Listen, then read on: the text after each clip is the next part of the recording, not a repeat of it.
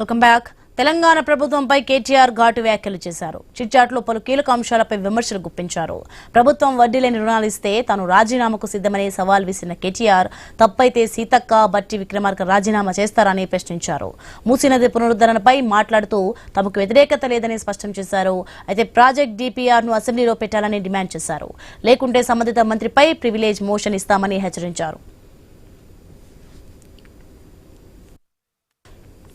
ఇక హ్యామ్ ప్రాజెక్టులలో అవినీతికి సహకరించే అధికారులను ఖచ్చితంగా శిక్షిస్తామని కేటీఆర్ అన్నారు. ఐటీ రంగంలో ఉద్యోగాల లెక్కలపై ప్రభుత్వం తప్పుదారి పట్టిస్తోందని ఆరోపించారు. ఫార్మాసిటీ భూములపై క్లారిటీ లేదని అధికారులను మంత్రులు తప్పుదో పట్టిస్తున్నారని ఆరోపించారు. అలాగే హైడ్రా సెలెక్టివ్ కూల్చివేతలు చేస్తోందని అన్నారు. ఇక మరోవైపు జగిత్యాల జీవన్ రెడ్డి అంశంలో ఆయనే నిర్ణయం తీసుకోవాలని పేర్కొన్నారు. పైలట్ రోహిత్ విషయంలో పార్టీ ఇప్పటికే నిర్ణయం తీసుకుందని తెలిపారు. మరోవైపు అసెంబ్లీకి తాము వస్తే ప్రభుత్వం తట్టుకోలేకపోతుందని, కేసీఆర్ వస్తే ఎలా తట్టుకుంటారని వ్యాఖ్యానించారు కేటీఆర్.